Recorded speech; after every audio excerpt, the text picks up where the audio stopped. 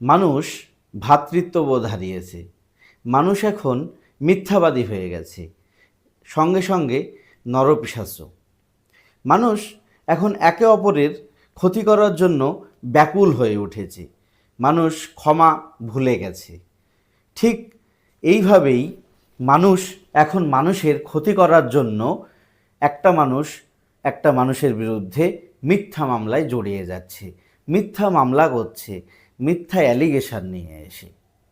যদি এই রকম হয়, কোনো ব্যক্তি যদি অন্য কোনো ব্যক্তির বিরুদ্ধে কোনো মিথ্যা অ্যালিগেশন নিয়ে এসে মিথ্যা মামলা করে, তাহলে ভারতীয় ন্যায় সংহিতার ধারা 248 অনুযায়ী যে ব্যক্তি মিথ্যা মামলা করল সেই ব্যক্তির বিরুদ্ধে ভারতীয় ন্যায় সংহিতা অনুযায়ী 5 বছর পর্যন্ত জেল ও 2 লক্ষ টাকা অবধি জরিমানা হতে পারে।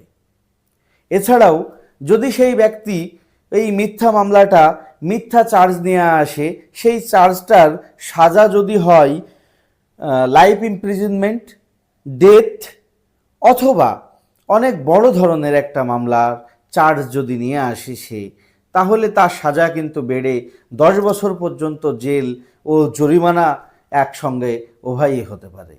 তাই এক্ষুনি সাবধান হয়ে যান, মিথ্যা মামলার হাত থেকে নিজে বাঁচুন, এবং মিথ্যা মামলা করার পরে যে আপনার বিরুদ্ধেও একটি আইনানুগ ব্যবস্থা গ্রহণ করা হতে পারে, আপনারও জেল ও জরিমানা হতে পারে, সেই জেল ও জরিমানার হাত থেকে বাঁচুন।